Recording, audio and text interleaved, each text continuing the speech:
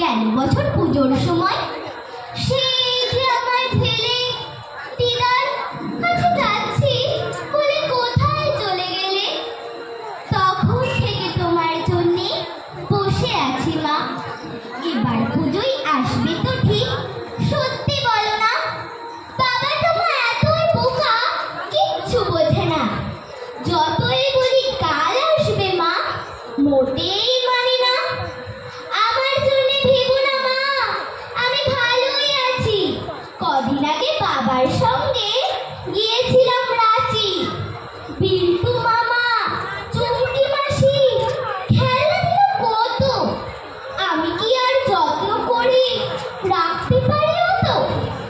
ফেরার সময় ঝুমঝুমিটা ভেঙে গেল পড়ে। সত্যি বলছি